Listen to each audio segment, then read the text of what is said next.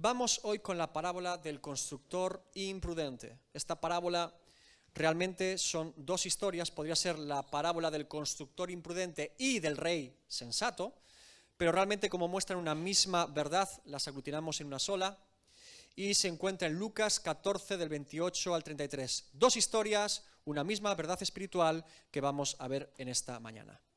Como contexto de dónde nos ubicamos dentro del ministerio de Jesús, en Lucas 14, cada vez es más común en el ministerio de Jesús, en su etapa final, que más y más multitudes, grandes multitudes, vengan a buscar y ver a Jesús.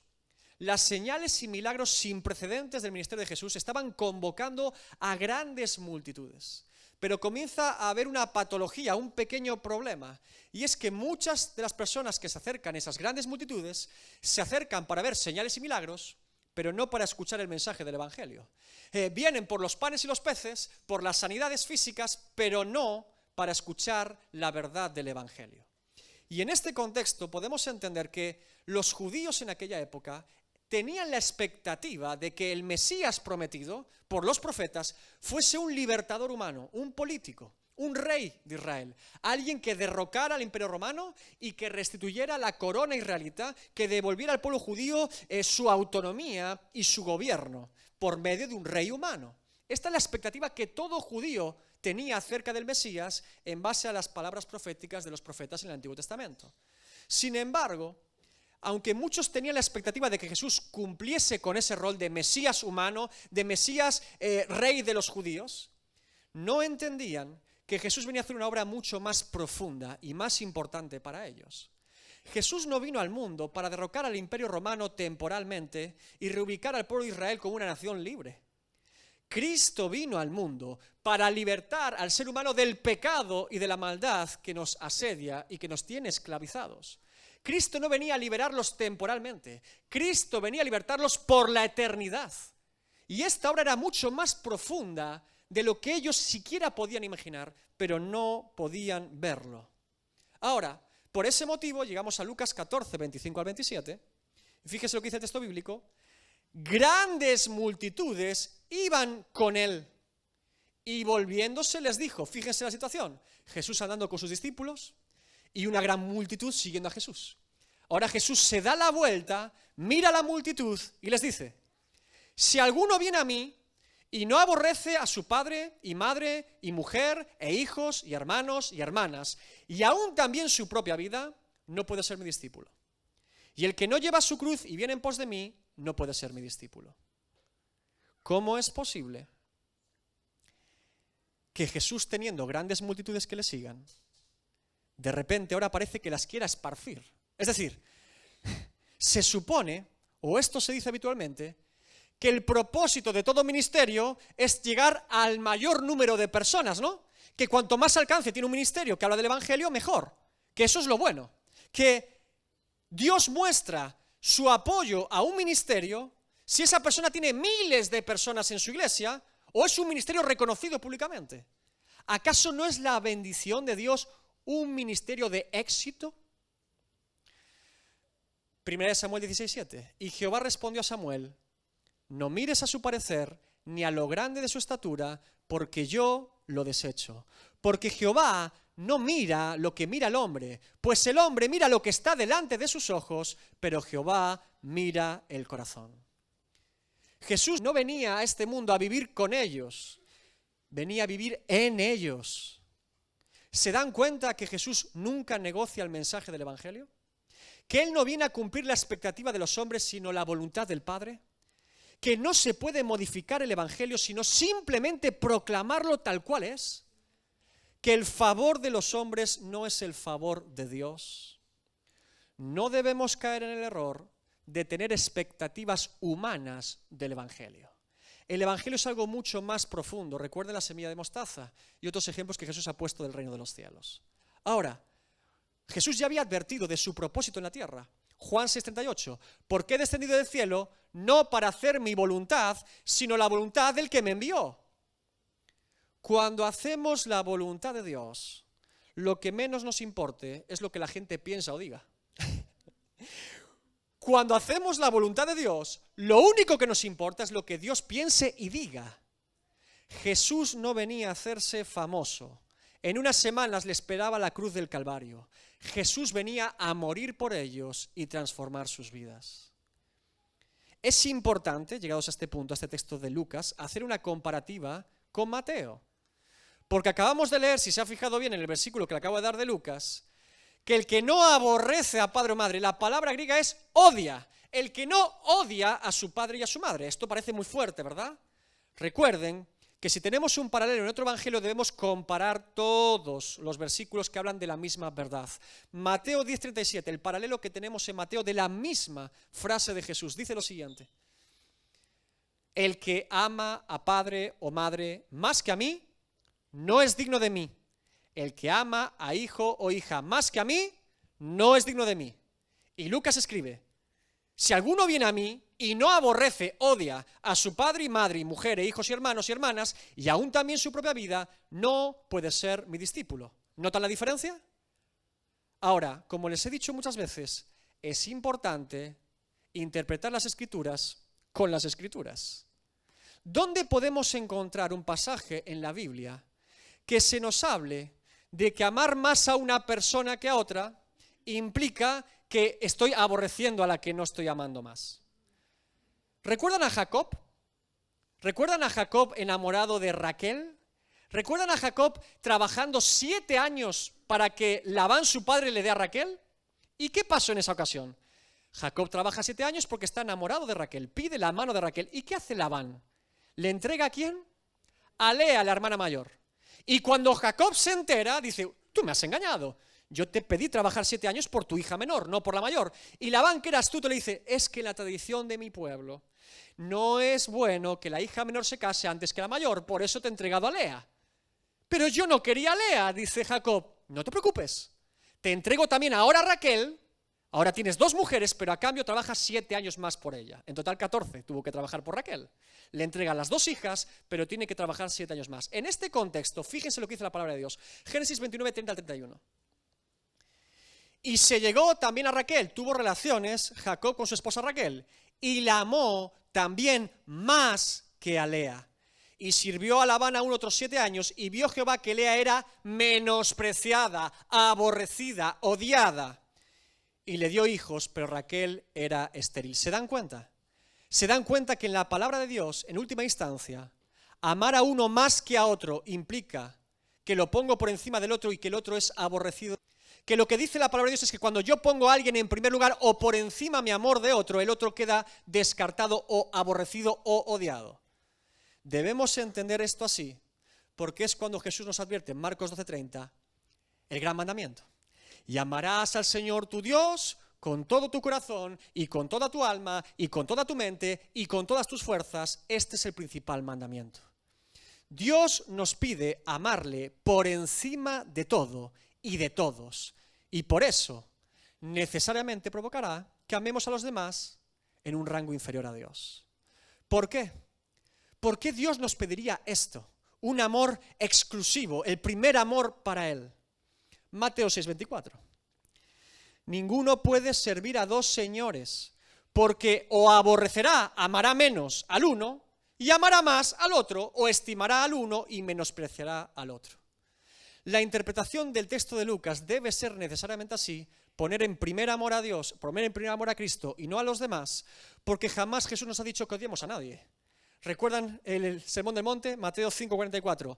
Amad a vuestros enemigos, bendecid a los que os maldicen, haced bien a los que os aborrecen y orad por los que os ultrajan y os persiguen. Lo que Jesús está tratando a esta multitud no es que odien a las personas. Lo que está diciendo es que no debemos amar a nadie por encima de a Dios, ni al mismo rango que a Dios. El problema es cuando la familia, la esposa, el esposo, los hijos, los amigos, el trabajo, la carrera, los sueños y deseos de cada uno demandan un amor de nosotros que no les corresponden. Hay familiares que se ofenden porque usted ama a Dios más que a ellos. Se ofenden. Les parece mal que por encima de todo Dios sea lo primero en su vida y no a ellos. Por eso Jesús dijo, Mateo 10:35 al 37, porque he venido para poner en disensión al hombre contra su padre, a la hija contra su madre, a la nuera contra la suegra, y los enemigos del hombre serán los de su casa. Y ahora resuelve Mateo: el que ama a padre o madre más que a mí, no es digno de mí. El que ama a hijo o hija más que a mí, no es digno de mí. Se están dando cuenta que Jesús está trazando el coste de ser discípulo de Cristo. Se dan cuenta lo que implica amar a Dios, que Dios sea lo primero. Si mi amistad con una persona implica que yo ame más o por igual a esa persona que a Dios, debo comenzar a poner límites urgentes y claros en esa amistad. Si mi relación familiar con una persona implica que yo ame más o por igual a esa persona que a Dios, debo comenzar a poner límites en esa relación familiar. Si mi ministerio implica que yo ame más o por igual mi ministerio que a Dios, debo poner límites a mi ministerio. Si mi trabajo, proyectos, estudios, carreras, hobbies implican que los ame más o por igual que a Dios, debo coger la tijera y empezar a cortar. ¿Por qué Jesús es tan contundente con esta multitud? No es digno de mí, dice. Le hago una pregunta. ¿Qué no ha hecho Jesús por nosotros? ¿Acaso cree que Jesús, el Maestro de Maestros, nos está pidiendo algo que Él no haya hecho primero por nosotros? Juan 10:11, yo soy el buen pastor su vida da por las ovejas. El siervo sufriente lo hizo todo por nosotros, todo, se entregó todo, así que sí, el que no se entregue todo a Cristo no es digno de Él. Amar no es recibir todo de alguien y no dar nada. Eso es interés, no amor. Repito, amar no es recibir todo de alguien y no dar nada. Eso es interés. En el evangelio que se predica hoy en día, en este tiempo y en muchos lugares, solamente se hace un énfasis en lo que Dios hace y puede hacer por nosotros, pero no lo que Dios pide y demanda de nosotros. Se predica mucho de lo que Dios hace y puede hacer por nosotros, pero rara vez se predica por lo que Dios demanda y pide de nosotros, proponiendo una relación de conveniencia con Dios en lugar de una relación de amor verdadero con Dios. Mucha bendición, poca santidad. Mucha alegría, poca rodilla. Mucha afirmación, poca negación. Mucha declaración, poca confesión. Mucha euforia, poco quebranto. Muchos panes y peces, poco Getsemaní. Mucho Egipto, poco Calvario. Mucho cielo, poca cruz. No hay cielo sin cruz. No hay resurrección sin muerte, no hay fruto sin siembra, no hay unción sin oración, no hay lluvia sin fuego santo, no hay llamado sin celo por Dios. Las multitudes se agolpaban para ver a Jesús, pero muy pocos querían seguir a Jesús. Por eso Jesús les dice: quien quiera ser mi discípulo, no simpatizante, quien quiera seguirme, tome su cruz y sígame. En este contexto, en esta declaración fortísima de Jesús, hablando del coste que implica ser su verdadero discípulo, ahora lanza la parábola de esta mañana. Vamos a Lucas 14, 28 al 33. Porque ¿quién de vosotros, queriendo edificar una torre, no se sienta primero y calcula los gastos, a ver si tiene lo que necesita para acabarla?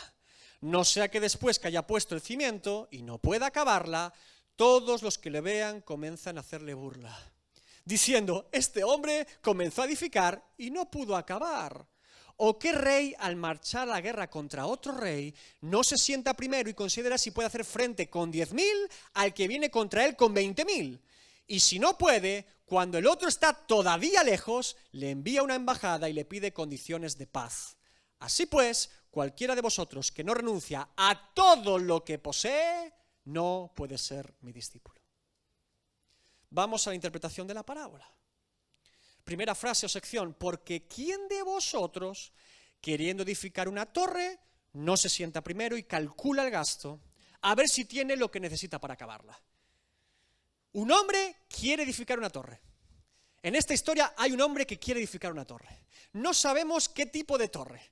No nos explica si es una torre de vigilancia para su finca, si es una torre en medio de una ciudad para que no vengan los enemigos, si es una torre de almacenamiento. No se nos explica en el texto qué tipo de torre es, tampoco es importante. Lo que es importante es que este hombre quiere edificar una torre y que debe calcular el coste que implica hacer dicha edificación. Debe comprobar si tiene todo lo necesario para poder terminar lo que quiere comenzar. Jesús advertía constantemente a las personas que escuchaban su mensaje lo que implicaba el coste de seguir a Cristo. No es precisamente que Jesús ocultase el coste de ser su discípulo. A los versículos que ya le he mencionado previamente, a los versículos del que no aborrece padre y madre, a los versículos del que tome su cruz y sígame, se le puede añadir muchos más. Mateo 7:14. Porque estrecha es la puerta y angosto el camino que lleva a la vida, y pocos son los que la hallan. Lucas 13:24, esforzaos a entrar por la puerta angosta, porque os digo que muchos procuran entrar y no podrán. Juan 16:33, estas cosas yo os he hablado para que en mí tengáis paz. En el mundo tendréis aflicción, pero confiad, yo he vencido al mundo. Y quiero comentar este versículo porque por algún motivo escucho alguna interpretación de Juan 16:33 diciendo que como Jesús ha vencido al mundo, nosotros no tendremos aflicción, cuando está diciendo precisamente lo contrario. Lo que está diciendo Jesucristo es que por ser sus discípulos tenemos garantizada la aflicción, pero independientemente de lo que vivamos en esta vida, confiemos en Él porque tenemos promesa de vida eterna en Él. Entender el texto de otra manera es no entender el Evangelio de Jesucristo. Y por si hay alguna duda respecto a lo que yo estoy diciendo, bueno, ¿qué le dice Pablo a Timoteo? 2 de Timoteo 3:12. Y también todos los que quieren vivir piadosamente en Cristo Jesús padecerán, ¿qué? Persecución. Todos y cada uno de los creyentes a lo largo de la historia que quieran vivir conforme al corazón de Dios, conforme al propósito de Dios, en una vida piadosa y de santidad, padecerán persecución. La tenemos garantizada, hermanos. Todos sin excepción. Por eso, predicar otro mensaje y hacer otro énfasis que no recuerda a la persona de lo que implica seguir a Cristo es tan peligroso para las personas. Porque no es cierto y no las prepara para la realidad. Porque anunciamos solo un énfasis, ignorando el otro, y la gente no está preparada para la realidad de la vida cristiana. Cuando comenzamos el pastorado hace más de un año, se nos acercó diferentes personas para comentarnos, hablarnos, darnos su opinión. Me acuerdo de uno de ellos, una persona que conozco desde hace mucho tiempo. Y me dijo, te voy a dar un consejo para el pastorado. ¿Saben cuando alguien le da un consejo y no se lo ha preguntado usted, pero se lo da igual? Le dice, te voy a dar un consejo. Yo no te pedí consejo, pero aún así te lo doy, ¿no? Bueno, es ese tipo de consejo. Él me dijo, yo te voy a explicar cómo funciona la iglesia en el día de hoy. Yo te voy a explicar, ahora que comienzas a ser pastor, lo que hay que hacer para que la iglesia crezca, la gente esté contenta y tengas éxito ministerial. Y me dio una serie de pautas. Primera pauta que me dio. Nunca debes predicar sobre el pecado, ni predicar sobre el compromiso a la gente, por lo menos al principio. Es decir, si una persona viene nueva por primera vez y te toca predicar, no le hables de pecado, no le hables de compromiso cristiano. Lo que tienes que hacer para que la persona quiera seguir viniendo es hablarle del amor de Dios y de cómo Dios puede solucionar todos sus problemas.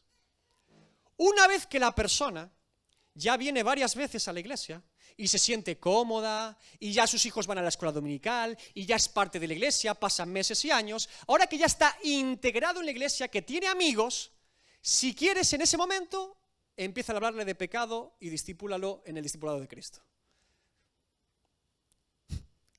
Es decir, después de que la persona tiene un compromiso con una iglesia, después háblale de su compromiso con Cristo. Ese es el modelo estándar de iglesia hoy en día, donde se premia que la gente asista a una iglesia independientemente de cómo esté su vida espiritual en Dios. Si asistes y encima sirves, eres un campeón. Si yo no te digo, antes de que comiences tu caminar en Cristo, el coste que implica dicho caminar, soy un mentiroso, un manipulador y un embaucador. O quiero tu dinero, o quiero tener una iglesia llena de personas para mi propio ego, mientras la gente está construyendo su vida en una mentira. Repito, si yo no te aviso del coste de seguir a Cristo antes de que comiences a caminar el camino en Cristo, o soy un mentiroso, o un manipulador, o un embaucador. que quiere o tu dinero o simplemente tener reconocimiento y sentirse muy exitoso con una iglesia llena de personas que viven una mentira. El único fundamento de la vida cristiana es Cristo. El único fundamento de la vida cristiana es Cristo.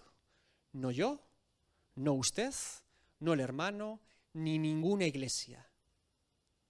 Las iglesias evangélicas de este tiempo nos hemos católico-romanizado más que nunca. ¿Desde cuándo una iglesia salva?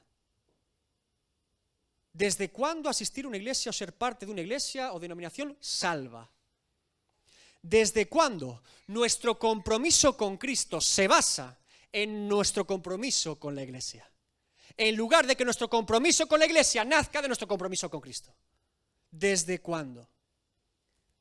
Por eso hoy en día preguntas un testimonio de su conversión a una persona y todos te dicen el día que asistieron a una iglesia. Se convirtieron en una iglesia, no a Cristo. Hermano, ¿cuál es su testimonio? Pues yo fui tal día a una iglesia y desde aquel día me quedé allí y me sentí muy bien y estoy muy a gusto allí. Se convirtió a una iglesia, no a Cristo. Ahora, ese no es un testimonio de verdadera cristiandad. Ese no es un testimonio de una verdadera conversión. El encuentro que transforma nuestras vidas no es con una iglesia, es con Cristo. El único que puede cambiar y transformar tu vida, el único que puede perdonar tus pecados y hacerte una nueva criatura es Cristo, no la iglesia. Ahora, claro que la iglesia es usada para ser testimonio y presentar el evangelio. Lo que estoy diciendo es que no perdamos la perspectiva, que no nos vayamos a lo que la palabra nos dice, que seamos atentos y entendamos que en última instancia lo que se propone en cualquier iglesia debe ser un encuentro con Cristo, y si no estamos haciendo el ridículo.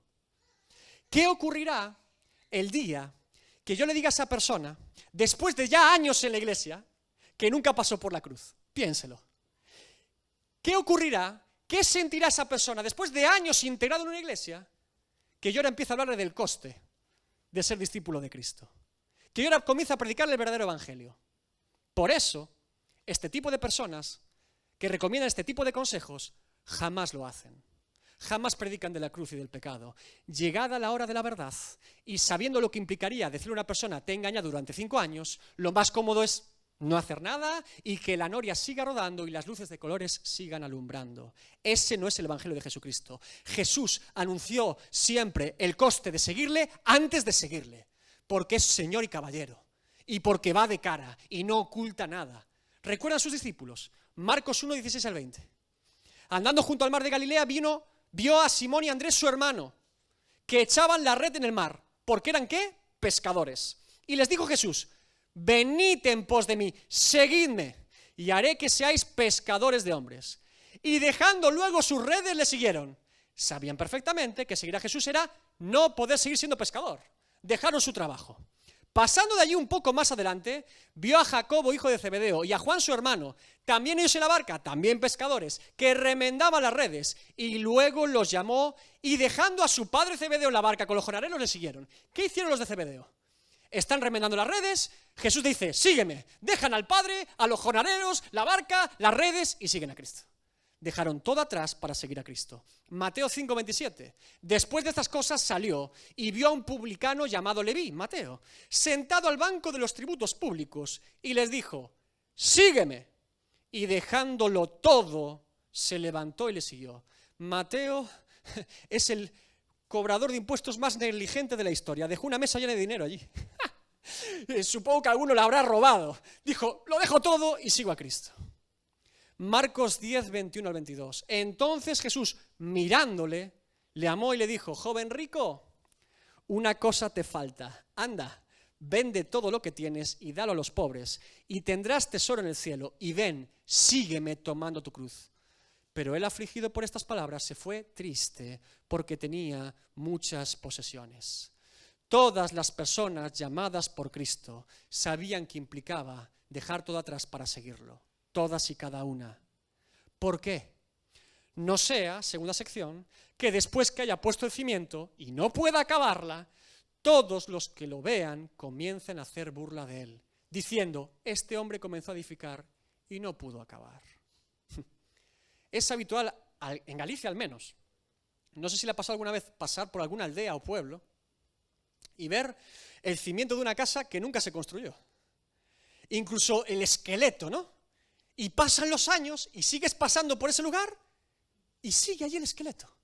Nunca se terminó la obra. Empiezan a salir ramas, empiezan a salir árboles por allí, empieza a derruirse cada vez más la obra, pero jamás nadie terminó la obra. ¿Y qué es lo que viene a nuestra mente cuando vemos esto? ¿Quién hizo esto así de mal? ¿Quién es esta persona que comenzó a edificar una casa y no supo o pudo terminarla? ¿Acaso no calculó el coste que implicaba edificarla? ¿Acaso no pidió los permisos necesarios para poder edificarlo? ¿Qué hace esto aquí? ¿Un solar? ¿Una casa en ruinas? ¿Nadie la terminó jamás? En el progreso del peregrino de John Bunyan, cuando Cristiano sale del pueblo de perdición donde él habitaba, hay una persona, un vecino flexible que quiere acompañar a Cristiano. Y dice que quiere acompañar a Cristiano porque siente en su corazón ver qué hay en el camino. Y flexible empieza el camino con Cristiano, sigue a Cristiano. En cuanto caen en la primera prueba, el pozo de la desesperación, y se llenan de lodo y de fango, flexible vuelve corriendo a su pueblo, dejando a Cristiano abandonado y volviendo por donde vino. ¿Saben lo que pasa en la historia de John Bunyan cuando flexible vuelve al pueblo? ¿Saben lo que hacen los ciudadanos del pueblo con flexible? Lleno de lodo y de barro. Se empiezan a burlar de él. Se empiezan a reír diciendo, pero tú no te ibas buscando el cielo. Tú no te habías hecho cristiano. Tú no creías en Dios. El que apostata de la fe no solamente se avergüenza de Dios, sino que el mundo se avergüenza de él. Porque dijo, pero no cumplió. Porque no tiene compromiso y fidelidad a Dios. Llegan las burlas de todos lados. Mucha emoción, pero poco compromiso. ¿Se dan cuenta lo importante entonces que es que la persona entienda el coste antes de edificar su vida en Cristo y no después? En último término, amigo hermano, el que te advierte del coste antes de que comiences a edificar, ese es el que te ama de verdad. Aunque no te gusta lo que te diga, y aun a riesgo de que no le tengas en mucha estima, ese es el que te ama de verdad. Con amor entrañable, quiere tu bien y no tu mal. Segunda historia, ¿o qué rey, al marchar a la guerra contra otro rey, no se sienta primero y considera si puede hacer frente con 10.000 al que viene contra él con 20.000? Y si no puede, cuando el otro está todavía lejos, le envía una embajada y le pide condiciones de paz. Me encanta esta segunda historia, esta segunda parábola aquí encerrada. Es la misma verdad espiritual, pero tiene un énfasis más profundo de parte de Jesús. Fíjate bien. En la primera historia, la de la torre, se nos habla de que un hombre quiere edificar una torre. Él siente y desea edificar una torre. No está obligado a hacerlo y no hay aparentemente ninguna presión para que lo haga. Él quiere hacerlo y simplemente debe calcular el coste que implica edificar lo que quiere hacer. Pero en esta segunda historia, la de la batalla de los reyes, es maravilloso porque este rey tiene que tomar una decisión sí o sí. No tiene tiempo, está al límite y está contra las cuerdas. No puede no hacer nada, tiene que decidir. Un rey enemigo viene con un ejército más grande que el suyo y viene para atacarlo. Y él tiene que tomar sí o sí una decisión. Le superan en número y debe tomar la mejor decisión. Solo tiene dos opciones. Ver si puede hacer frente a ese rey que viene con más ejército que él y pelear contra él, o si no puede hacerle frente, antes de que venga la guerra, rendirse y pedir condiciones de paz para que no arrasen su reino. Este es un rey sensato. Debe tomar la mejor decisión. Debe medir lo que implica pelear o debe medir también lo que implica rendirse. La parábola se resuelve con la frase de Jesús: así pues, cualquiera de vosotros que no renuncia a todo lo que posee, que no se rinde, no puede ser mi discípulo. Y este es el tema, hermanos, que creemos tener posesión y pertenencia de las cosas y de las personas. Solo aquel que ha entendido que nada es suyo sabe que siguiendo a Cristo no está perdiendo nada, sino ganándolo todo. Solo aquel que ha entendido que nada es suyo sabe que siguiendo a Cristo no está perdiendo nada, sino ganándolo todo. Solo aquel que ha entendido que estamos en esta vida de paso, que vinimos sin nada y nos iremos sin nada, sabe que el vivir para él será Cristo y el morir ganancia. Solo aquel que ha entendido que el rey que tiene enfrente es mucho más soberano, más fuerte, más temible, más sabio, más justo y más bueno que él, se rendirá por completo para pedir la paz, misericordia y reconciliación inmediatamente. Aplicación de la parábola. Quiero hacer dos aplicaciones, una más doctrinal y otra más práctica. Debemos entender que Dios, por su gracia, pone en nosotros el querer como el hacer. Noten que el constructor quiere edificar una torre. Tiene el deseo de hacerlo. Tiene la voluntad de construir esta torre. Este detalle es muy importante en la parábola. Filipenses 2:13. Porque Dios es el que en vosotros produce, así, el querer como el hacer por su buena voluntad. Este es uno de los textos habituales para hablar de la soberanía de Dios en el ser humano. Que Dios no solamente pone el querer en nosotros, sino la perseverancia del hacerlo. Este texto nos habla de cómo Dios trasciende a nuestro propio deseo, capacidad y voluntad, y Él pone el querer como el hacer. No violentando o forzando nuestra voluntad, sino transformando y sanando nuestra voluntad. Que antes amábamos, deseábamos, queríamos, necesitábamos pecar y por eso pecábamos. Y que ahora amamos, deseamos, queremos y necesitamos lo de Dios y por eso vivimos conforme a su voluntad, que Él ha puesto el querer y el hacer. Estoy de acuerdo, evidentemente, con esta interpretación de este texto, pero creo que el apóstol Pablo dice más cosas. Creo que el apóstol Pablo todavía está diciendo más. Fíjense. Dice, porque Dios es el que en vosotros produce así el querer como el hacer por su buena voluntad. Creo que el apóstol Pablo, en vez de hablar de una opción, habla de tres. Creo que el apóstol Pablo está diciendo que Dios pone el querer como el hacer, y que a veces Dios pone solamente el querer, y que a veces Dios pone solamente el hacer. Y tenemos textos bíblicos que se lo pueden demostrar. Por ejemplo, ejemplos cuando Dios pone el querer y el hacer, ¿sí? Dios puso en Pablo, camino a Damasco, cuando Cristo se le aparece, el querer y el hacer la voluntad de Dios. Hechos 9:6. Él, Pablo, temblando y temeroso, dijo, Señor, ¿qué quieres que yo haga? Y el Señor le dijo, levántate y entra a la ciudad y se te dirá lo que debes hacer. Es decir, yo quiero que tú me digas lo que tú quieres hacer y yo lo voy a hacer. Literalmente es lo que dice Pablo. Tiene el querer y tiene el hacer. Por eso inmediatamente se va a la ciudad y espera órdenes de Dios.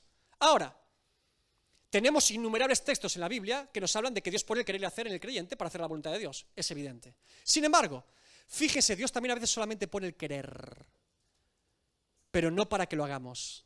Más adelante, en el segundo viaje misionero de Pablo, es Pablo quien quiere predicar en Asia Menor.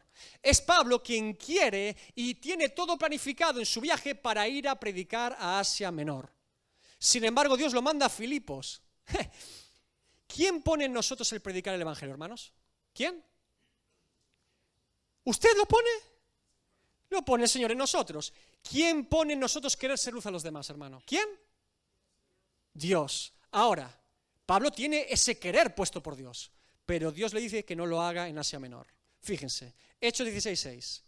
Les fue prohibido por el Espíritu Santo hablar la palabra en Asia.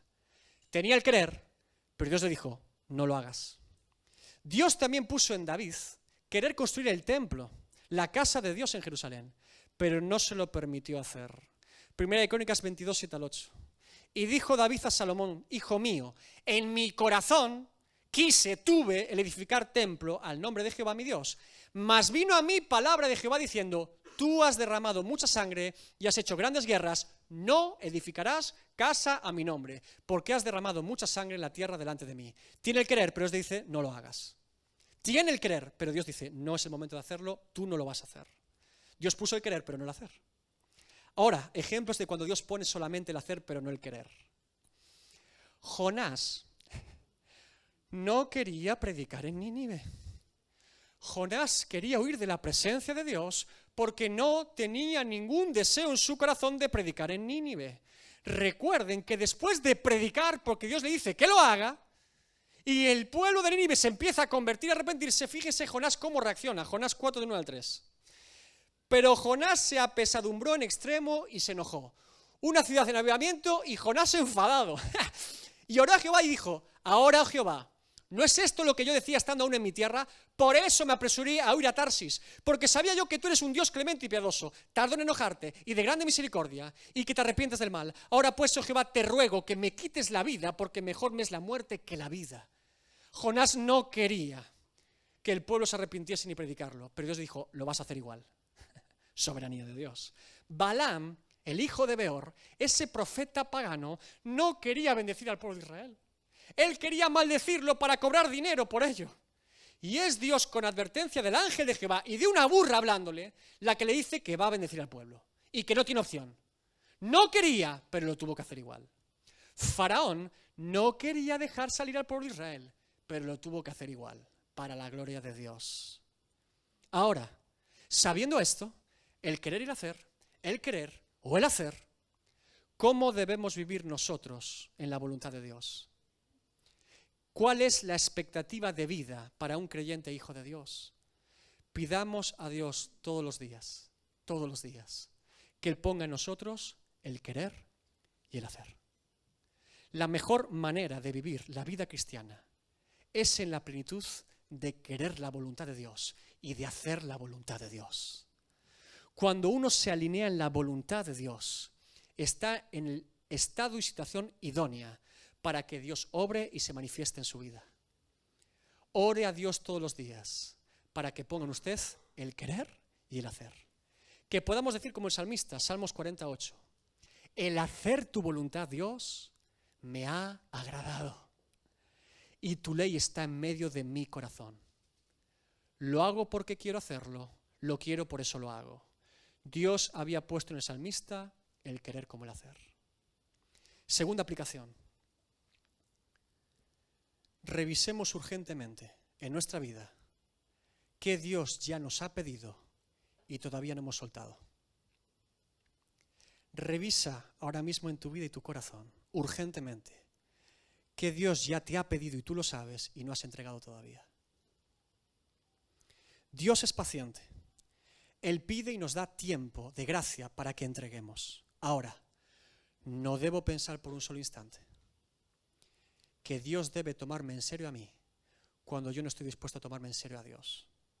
Repito, no debo por un instante pensar que Dios me tiene que tomar en serio a mí cuando yo no estoy dispuesto a tomarme en serio a Dios.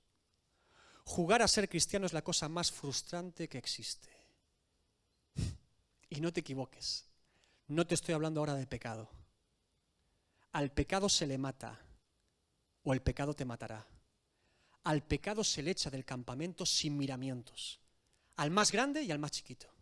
Al más aborrecible y al que más queremos. Todos son anatema contra Dios y deben ser exterminados de nuestra vida. Te doy un ejemplo bíblico de cómo se trata el pecado. Deuteronomio 12, 2 al 3. Toma este texto y aplícalo en su vida personal e interna. Fíjense lo que debe hacer el pueblo con el pecado. Destruiréis enteramente todos los lugares donde las naciones que vosotros heredaréis sirvieron a sus dioses.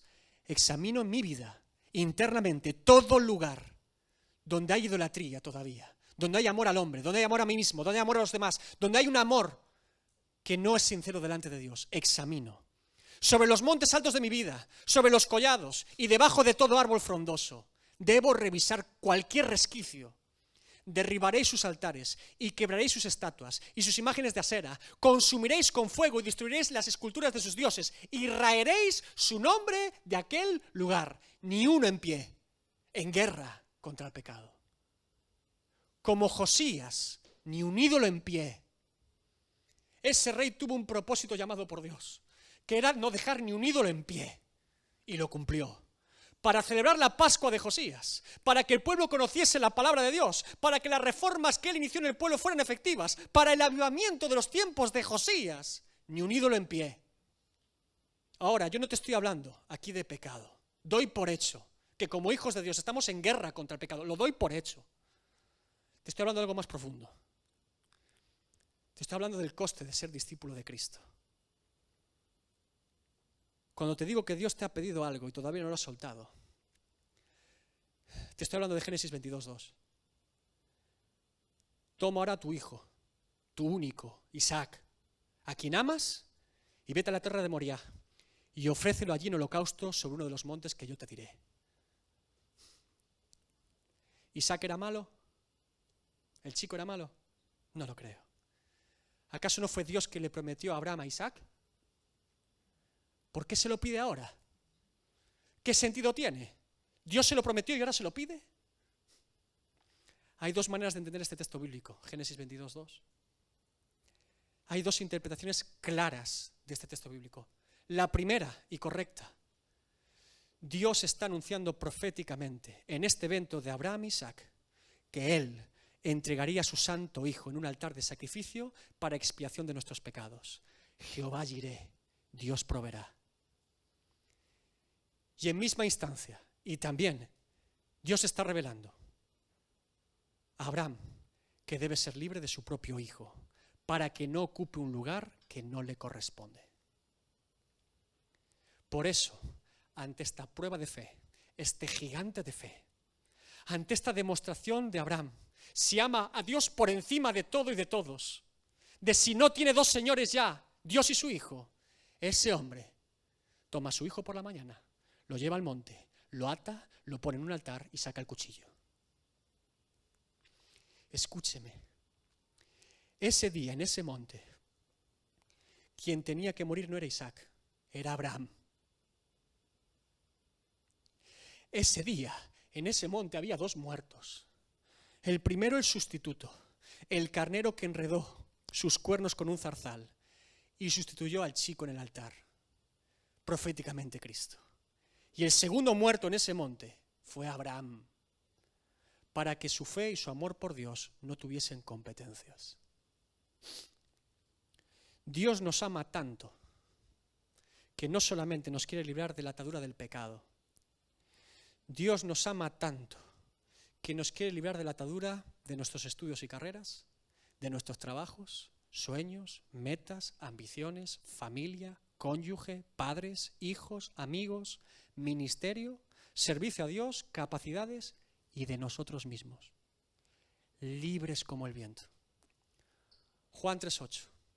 El viento sopla de donde quiere y oyes su sonido, mas ni sabes de dónde viene ni a dónde va. Así es todo aquel que es nacido del Espíritu. Gálatas 2:20. Con Cristo estoy juntamente crucificado y ya no vivo yo, mas vive Cristo en mí. Y no me malinterpretes. No te estoy diciendo que seas negligente e irresponsable y que no cumplas con lo que debes cumplir.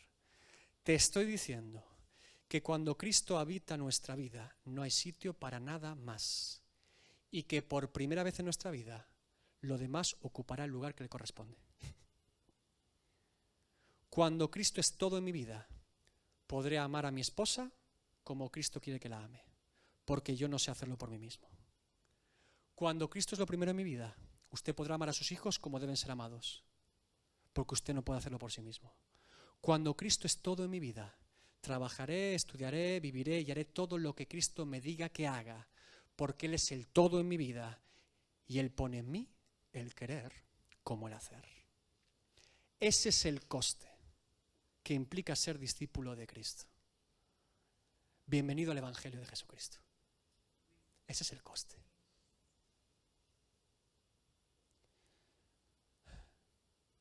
Así que pues cualquiera de nosotros que no renuncia a todo lo que posee, no puede ser su discípulo. Dios mío. Él nos tiene que ayudar, ¿verdad?